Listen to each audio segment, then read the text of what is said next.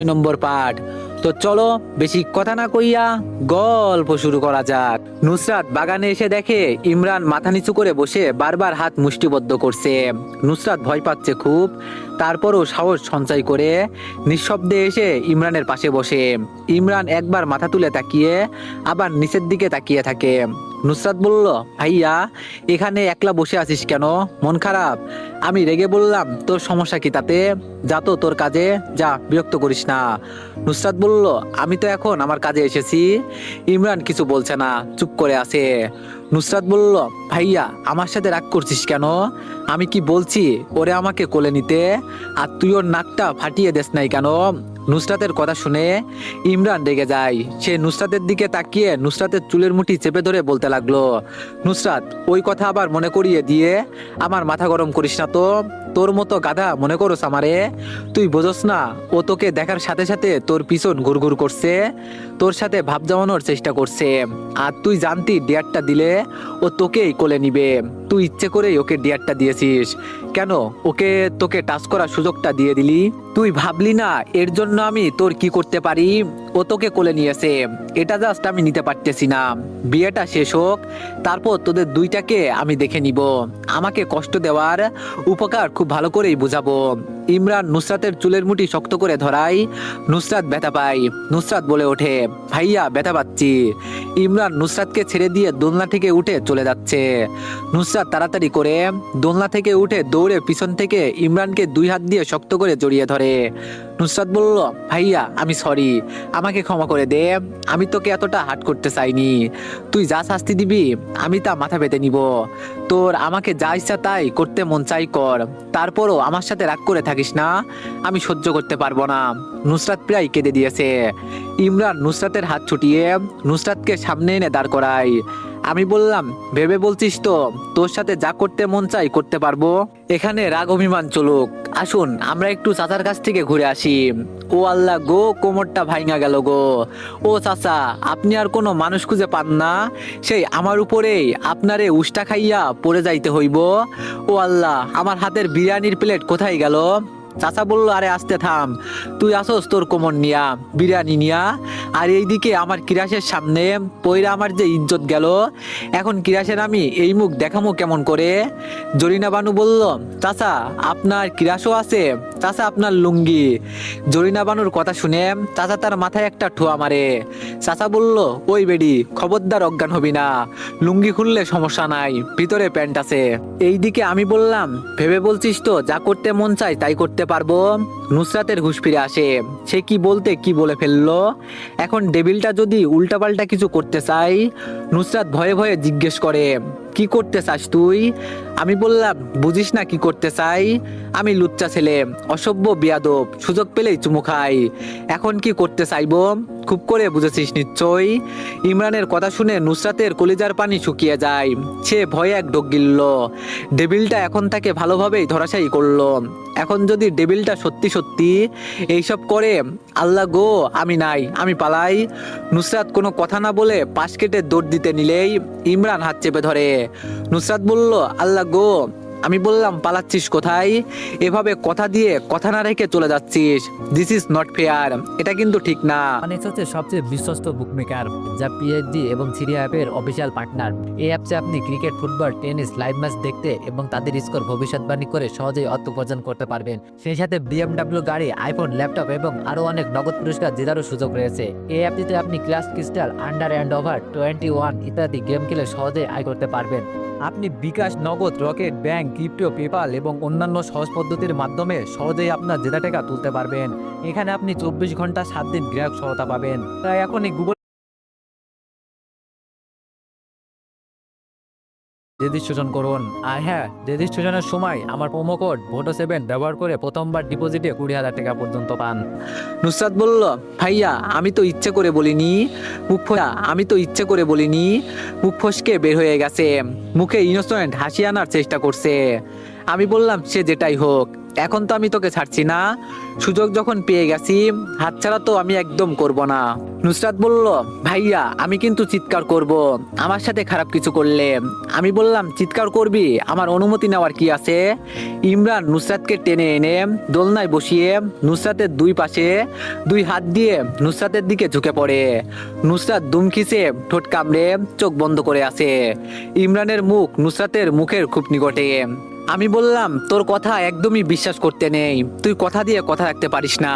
ইমরানের বলা কথা শুনে নুসরাত চোখ মিলে তাকায়, দেখে ইমরান গভাগভ হেঁটে বাড়ির ভিতরে চলে যাচ্ছে। নুসরাত বোকার মতো ইমরানের যাওয়ার দিকে তাকিয়ে আছে। কেউ একজন বিরিয়ানির থালা নিয়ে সামনে আসায় জরিনা বানু বলে ওঠে, এই তো আমার বিরিয়ানির থালা। পরক্ষণে চোখ উপরে তুলে ভয়ে একটা ভীষণ খায়। ফুপি যে রাগে ফুলছে, জরিনা বানু তা দেখে নিচ থেকে উঠেই এক দৌড়ে পালালো। চাচা বলল, আপা তুই বিরিয়ানি না খেয়ে মাথায় দিয়ে বসে আছিস কেন? চাচার কথা শুনে ফুপির রাগের মাত্রা দ্বিগুণ বেড়ে যায়। ফুপি ঠাস করে চাচার গালে একটা থাপ্পড় দিয়ে হনন করে হেঁটে উপরে চলে যায়। চাচা গালে হাত দিয়ে নিচে বসে পড়ে। আজ তার মান ইজ্জত কিছুই থাকলো না।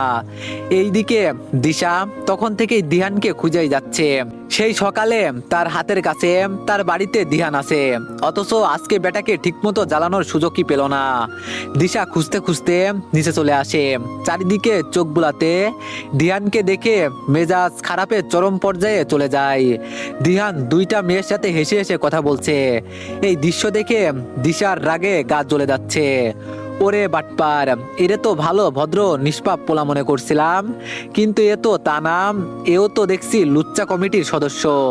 দিশা এক দৌড় দেয় দিহানের দিকে। এভাবে হঠাৎ করে কেউ দৌড়ে আসায় মেয়ে দুইটা ও দিহান ভেবাচাকা খেয়ে ওঠে। দিশা হাতে হাত বাড়ি দিয়ে ঠোঁটে কামড় দিচ্ছে, এমন রিয়াক্ট করছে যেন আজকে এদের সবাইকে মেরে পিন্ডি চটকাবে। দিহান ভুরুকুসকে দিশাকে জিজ্ঞেস করে, কি সমস্যা, এমন করছো কেন?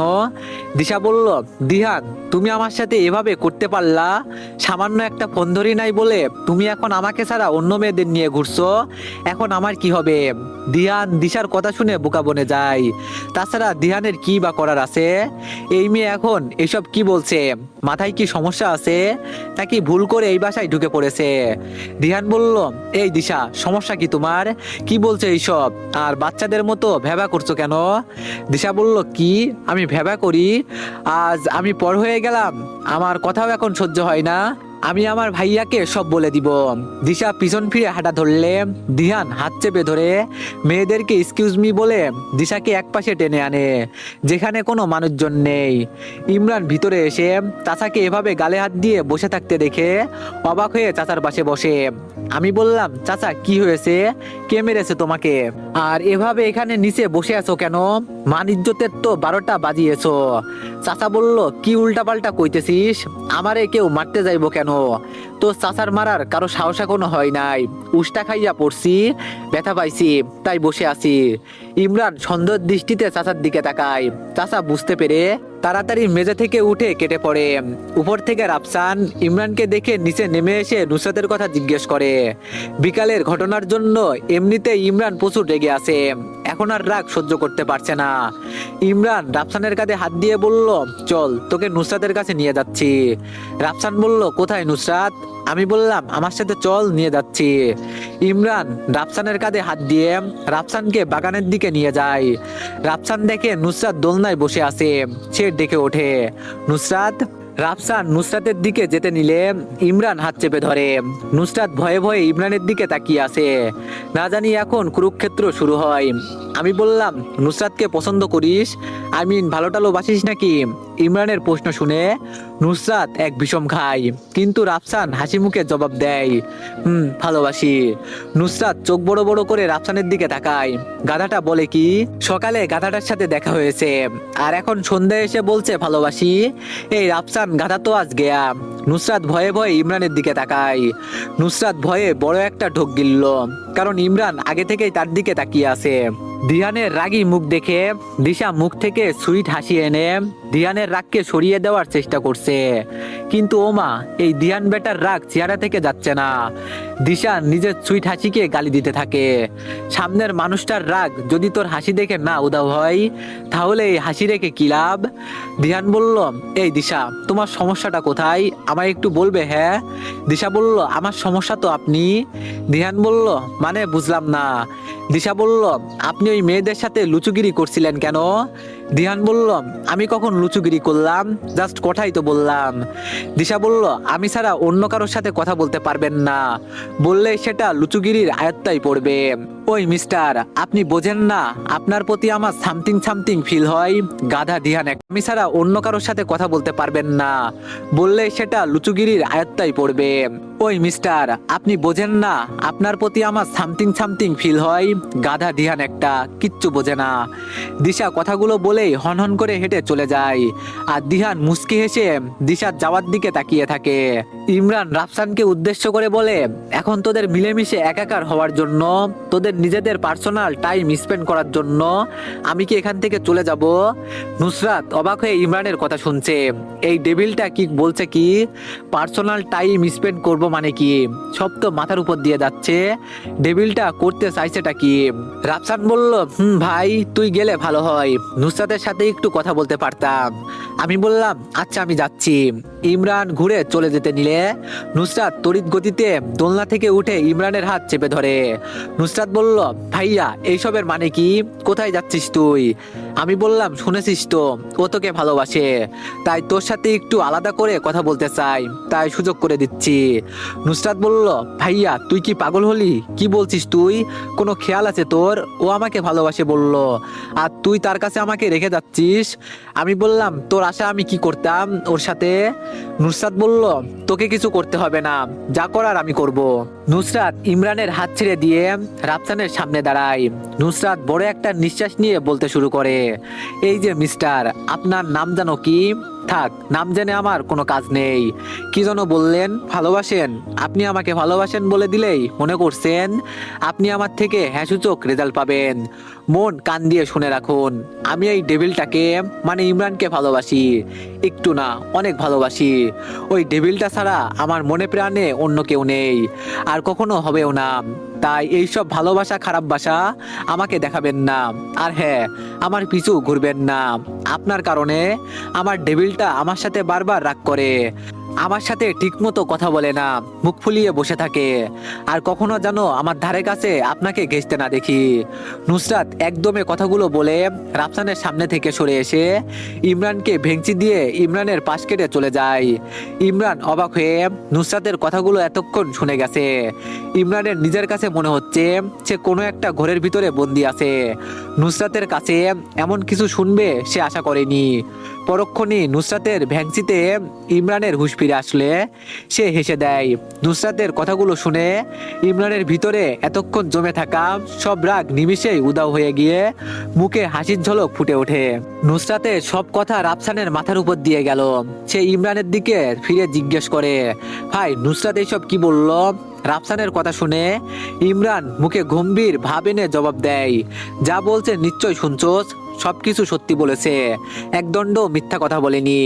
রাফসান বলল, ও তোকে ভালোবাসে, কিন্তু আমি যে ওকে ভালোবাসি, ওকে তুই ছেড়ে দে। রাফসানের কথা শুনে ইমরানের ভয়ঙ্কর রাগ উঠে যায়। সে তেড়ে এসে কষিয়ে একটা থাপ্পড় মারে রাফসানের গালে। রাফসানের কলার চেপে ধরে বলে, তোর সাহস কি করে হয় এই কথা আমাকে বলার? একদম মেরে ফেলবো। তোর ভাগ্য ভালো তুই আমার ফুফাতো ভাই, তাই তোকে এখন পর্যন্ত কিছু করলাম না, কিন্তু লাস্ট ওয়ার্নিং দিচ্ছি, ভুলেও যদি নুসরাতের আশেপাশে ঘুরঘুর করতে দেখি, তুই যে আমার ফুফাতো ভাই, এই কথাটা একদম ভুলে যাব আমি, মনে থাকে যেন। ইমরান রাফসানকে ছেড়ে হনহন করে হেঁটে বাগান ত্যাগ করে ভিতরে চলে যায়। থাপ্পড় যেহেতু খেতে হয়েছে, এই নুসরাতকে নিজের করে না পাওয়া পর্যন্ত আমি ছাড়ছি না। এই নুসরাতকে এখন নিজের করে পাওয়া রাফসানের জিদ হয়ে দাঁড়িয়েছে। খুব শীঘ্রই এই নুসরাতকে নিয়ে নতুন কিছু হতে চলেছে। রাফসান গালে হাত দিয়ে কথাগুলো ভেবে জোরে হেসে ওঠে। ইমরান নুসরাতকে খুঁজছে। ম্যাডাম নিশ্চয়ই তার উপর রাগ করে আছে, ম্যাডামের তো রাগ ভাঙাতে হবে। ইমরান নুসরাতের রুমের কাছে এসে দরজা ধাক্কা দিয়ে দেখে দরজা ভিতর থেকে বন্ধ। তার মানে নুসরাত ভিতরে আছে। ইমরান দরজায় নক করে, কিন্তু ইমরান মুখে কথা বলে না। দরজা এবার জোরে ধাক্কা মারে।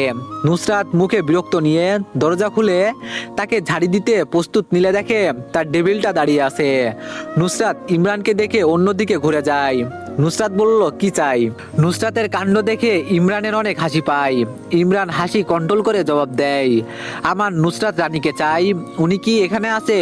নুসরাত বলল, না নাই, এখানে নুসরাত নামের আপনার কোনো রানী নেই, আপনি ভুল নাম্বারে ডায়াল করেছেন। চাচা রুমের পাশ দিয়ে যাচ্ছিল। এদের কথোপকথন শুনে চাচা হঠাৎ করে দাঁড়িয়ে যায়। তার ভাতিজা নুসরাতের সামনে দাঁড়িয়ে নুসরাতকে জিজ্ঞেস করছে নুসরাত রুমে আছে কিনা। আবার তার জবাবে নুসরাত জবাব দিচ্ছে রুমে নাকি নুসরাত নেই। চাচা হিসাব মিলাতে পারছে না। নুসরাত যদি না থাকে তো কি নুসরাতের ভূত দাঁড়িয়ে আছে? চাচা ধরে নিয়েছে তার ভাতিজা ভাতিজি দুজনে আজকে পাগলাগারদ থেকে পালিয়ে এসেছে। তা না হলে এমন পাগলের মতো বকবে কেন? চাচা তাদের পাগলামি আর সহ্য করতে না পেরে দুজনের মাঝে এসে ঢুকে পড়ে, দুই হাত দিয়ে দুইটার হাত চেপে ধরে। চাচা বলল, অনেক হয়েছে পাগলামি, চল দুইজনে চল। আজকে তোদের দুজনকে পাগলাগারদে ভর্তি না করিয়ে আমি ছাড়ছি না। কি একটা অবস্থা তোদের! গায়ে হলুদের দিন তোদের দুজনকেই পাগল হতে হলো। আমি বললাম, চাচা হচ্ছেটা কি? হাত ছাড়ো। আর কি সব আবল তাবল বলছো? চাচা বলল, ও আমারে তাহলে চিনছোস? তাহলে নুসরাত রে চিনস না কে? আর নুসরাতও যে নিজেরে চিনে না। তোদের দুজনের হইছেটা কি আমারে কও তো। ইমরান নুসরাতের দিকে তাকিয়ে বলে, নুসরাত তুই রেডি হয়ে আয়, আমি চাচাকে নিয়ে যাচ্ছি। চাচা বলল, আমি যাবো না, তোদের কি হয়েছে আমারে কও আগে। ইমরান জোর করে চাচার হাত ধরে টেনে নিয়ে আসে। চাচা কিছু বলতে চাইলেই ইমরান ঘুরিয়ে ফিরিয়ে লুঙ্গির কথা টেনে এনে চাচার মন লুঙ্গির দিকে টেনে নিয়ে যায়। সবাই নিচে দিয়ার জন্য অপেক্ষা করছে। কিছুক্ষণ পর নুসরাত দিশা দিয়াকে নিয়ে সিঁড়ি বেয়ে নামছে। ইমরান হা করে তার নুসরাতের দিকে তাকিয়ে আছে। নুসরাত হলুদ শাড়ি পরেছে। হলুদ শাড়িতে নুসরাতকে একদম হলুদ পরি লাগছে। ইমরান তার হলুদ পরির দিক থেকে চোখ সরাতে পারছে না, এক দৃষ্টিতে তাকিয়ে আছে। ইমরানের ন্যায় দিহানও অন্য আরেক হলুদ পরির দিকে তাকিয়ে আছে। হ্যাঁ, দিহান মুগ্ধ হয়ে দিশার দিকে দেখছে। এভাবে কখনো দিশাকে দেখা হয়নি। আজকে সন্ধ্যার ঘটনার পর থেকে কেন যেন দিহান দিশার প্রতি দুর্বল হয়ে গেছে। হয়তো প্রিয়জনের মুখে এতদিনের কাঙ্ক্ষিত কথাটা শুনতে পেরে আয়ান দুজনের মাঝখানে এসে দুইটার পেট বরাবর গুতা মারে। দুজনে আউ করে ওঠে, আয়ানের দিকে তাকায়। আয়ান বলল, ভাই তোরা যেভাবে তাকিয়ে আসিস ওদের নজর লেগে যাবে তো। আমি বললাম, তোরা মানে? এই দিহান আবার কার দিকে তাকিয়েছিল? ইমরান ভুরুকুসকে দিহানের দিকে তাকায়। দিহান তো ভয়ে শেষ, ভালোবাসাটা না হতেই বুঝি শেষ হয়ে যাবে। দিহান আয়নার মাথায় ঠুয়া মারে। দিহান বলল, শালা এভাবে বলছিস কেন? আমি দিয়া আপুকে তাকিয়ে দেখতে পারবো না? দিয়া আপুকে হলুদ শাড়িতে আজকে অনেক সুন্দর লাগছে, তাই দেখছি। দিহানের কথা শুনে আয়ানের প্রচুর হাসি পায়, কিন্তু সে নিজের হাসিটা নিজের মধ্যেই চেপে রাখে, বাইরে আসতে দেয় না। আয়ান বলল, শোন, দিশা আপু আমাদের আপু হয়, এভাবে তাকাতে হয় না, নজর লেগে যাবে। দিহান বলল, হ, তোর মতো শকুনের নজর আমার না যে নজর লেগে যাবে। দিয়াকে এনে স্টেজে বসানো হয়েছে। সবাই এগিয়ে আসছে দিয়াকে হলুদ লাগানোর জন্য। নুসরাত সরে আসে। নুসরাতের দুই নয়ন একজনকে খুঁজছে। নুসরাত আশেপাশে তাকাচ্ছে। এত মানুষের ভিড়ে কিভাবে দেখবে তার ডেভিলটা কোথায় আছে? হঠাৎ নুসরাতের মনে হয় কেউ একজন তার পিছনে এসে দাঁড়িয়েছে। নুসরাত সাথে সাথে পিছন ফিরে দেখে তার ডেভিলটা ভুরু উঁচু করে তাকিয়ে আছে। আমি বললাম, কাকে খোঁজা হচ্ছে শুনি? আমাকে নয় তো? ইমরানের কথা মনে হয় নুসরাতের কান অব্দি পৌঁছায়নি। সে তার ডেভিলের দিকে হা করে তাকিয়ে আছে। যা সুন্দর লাগছে না তার ডেভিলকে! হলুদ পাঞ্জাবি পরা, হাতা ফ্লোট করা। নুসরাত ক্রাশ খেয়ে গেছে তার ডেভিলের ওপর। আমি তুড়ি বাজিয়ে বললাম, হ্যালো ম্যাম, কোথায় হারিয়ে গেছেন? ইমরানের তুড়ি বাজাতেই নুসরাতের হুঁশ ফিরে আসে। নুসরাত থমথম খেয়ে বলে, কই, কি হয়েছে? আমি বললাম, এভাবে চারিদিকে চোখ নাচানাচি করে কাকে খুঁজছেন শুনি? নুসরাত বলল, কাউকে না। আমি বললাম, সত্যি? নুসরাত বলল, হ্যাঁ। আমি বললাম, তোকে তো এখন আমার মারতে ইচ্ছে করছে। নুসরাত প্রশ্নসূচক চাহনিতে ইমরানের দিকে তাকায়। ইমরান বুঝতে পেরে বলে, তোকে না শাস্তে বারণ করছিলাম, আমি ছাড়া অন্য কারোর জন্য সাজা তোর জন্য হারাম, এটা কি ভুলে গিয়েছিস? নুসরাত অন্যদিকে মুখ ঘুরিয়ে জবাব দেয়, তুইও তো সেজেছিস, সেটার কি হবে? ইমরান নুসরাতের কানে ফিসফিস করে বলে, কিন্তু তুই পারবি না, এমনিতেও তোর উপর ছেলেরা নজর দেয়, তার উপর এমন সাজ দিলে তো ছেলেরা তোকে তুলে নিয়ে চলে যাবে। নুসরাত বলল, আমাকে তুলে নেওয়ার আগে তাদেরকে তোকে মোকাবেলা করতে হবে, আর আমি জানি তুই থাকতে আমাকে কেউ তুলে নিতে পারবে না। আমি বললাম, অনেক কনফিডেন্স। নুসরাত বলল, আমি বললাম, বাই দ্য ওয়ে, তোকে অনেক সুন্দর লাগছে, নতুন করে আবার প্রেমে পড়লাম। নুসরাত খুশি হয়ে ইমরানের দিকে ফিরে জবাব দেয়, সত্যি? আমি বললাম, সত্যি, আর এইসব সাজসজ্জা যেন শুধু আমার জন্যই হয়। নুসরাত বলল, শুধু তোর জন্য। এমন সময় ডাক আসে দিয়াকে হলুদ লাগানোর জন্য। নুসরাত ইমরান দুজনে দিয়ার সারা মুখে হলুদ লাগিয়ে দেয়। নুসরাত হুট করেই হলুদ নিয়ে ইমরানের মুখে মাখিয়ে হাসতে থাকে। নুসরাতের কাণ্ড দেখে ইমরান অবাক হলেও অন্যরা হেসে দেয়। ইমরান আস্তে করে নুসরাতের উদ্দেশ্য করে বলে, তোকে পরে দেখে নিব। নুসরাত প্রতি উত্তরে ইমরানকে একটা ভেংচি উপহার দেয়। হলুদের ফাংশন শেষ হওয়ার পর ছেলেমেয়েরা ডান্স করার সিদ্ধান্ত নেয়। ছেলেরা এক গ্রুপ, মেয়েরা আরেক গ্রুপ। বিচারকের আসনে চাচা চাচিকে বসানো হয়েছে। ছেলেদের পক্ষ থেকে প্রথমে যায় আয়ান, আয়ানের শেষ হলে মেয়েদের পক্ষ থেকে যায় দিশা।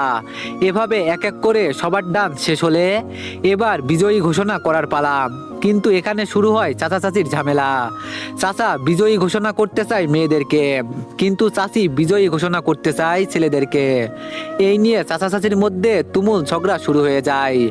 আর আজকে চাচা সবাইকে অবাক করে দিয়ে চাচির ভয় না পেয়ে তার সাথে ঝগড়া শুরু করে দিয়েছে। সবাই যখন ঝগড়া করতে ব্যস্ত, এমন সময় সবার আড়ালে ইমরান নুসরাতকে নিয়ে নিজের রুমে চলে যায় আর দরজা বন্ধ করে দেয়। নুসরাত বলল, ভাইয়া আমাকে রুমে আনলি কেন? আমি বললাম, শাস্তি দেওয়ার জন্য। তখন আমার গায়ে হলুদ লাগানোর জন্য তোকে শাস্তি পেতে হবে। নুসরাত বলল, ভাইয়া আমি তো তখন দুষ্টামি করে লাগিয়েছি, সরি, এবারের মতো মাফ করে দে না। ইমরান নিজের বাম হাত সামনে আনে। ইমরানের হাতে হলুদ দেখে নুসরাত ভ্রুকুচকে বলে, তুইও আমাকে হলুদ লাগিয়ে দিবি? ইমরান নিজের হাতে থাকা হলুদটুকু নিজের দুই গালে লাগিয়ে নেয়, তারপর নুসরাতের দিকে এগিয়ে আসে। ইমরানের এমন কাজে নুসরাত হা হয়ে যায়। সে ইমরানকে তার দিকে এগিয়ে আসতে দেখে পিছনে হাঁটতে থাকে। এমন সময় নুসরাতের পিঠ দেয়ালে লেগে যায়। ইমরান নুসরাতের দুই পাশে দেয়ালে হাত রেখে নুসরাতের দিকে ঝুঁকে আসে। নুসরাত বলল, ভাইয়া কি করছিস? আমি বললাম, চুপ। ইমরান নুসরাতের ঠোঁটে আঙ্গুল দিয়ে চুপ করিয়ে দেয়, তারপর নিজের গাল নুসরাতের গালের সাথে ঘষা দেয়। নুসরাতের শরীরে বিদ্যুতের শক লাগার মতো কারেন্ট দৌড়াতে থাকে, পুরো দেহ শিহরিত হয়ে ওঠে। নুসরাত চোখ বন্ধ করে ফেলে তার ডেভিলের স্পর্শ পেয়ে। ইমরান তার গালে থাকা হলুদটুকু নুসরাতের দুই গালে লাগিয়ে দেয়। এমন শিহরণ জাগানো স্পর্শ পেয়ে নুসরাত চোখ খোলে না। লজ্জায় নুসরাতের মাথা নুয়ে যায়। নুসরাত এভাবে লজ্জা পাওয়ায় দেখে ইমরান হেসে নুসরাতের কপালে টুপ করে চুমু খায়। তো এভরিওয়ান, নেক্সট পার্টের জন্য সবাই একটু বেশি বেশি লাইক আর সবাই একটু বেশি বেশি কমেন্ট করে দিবা। আর তোমরা তো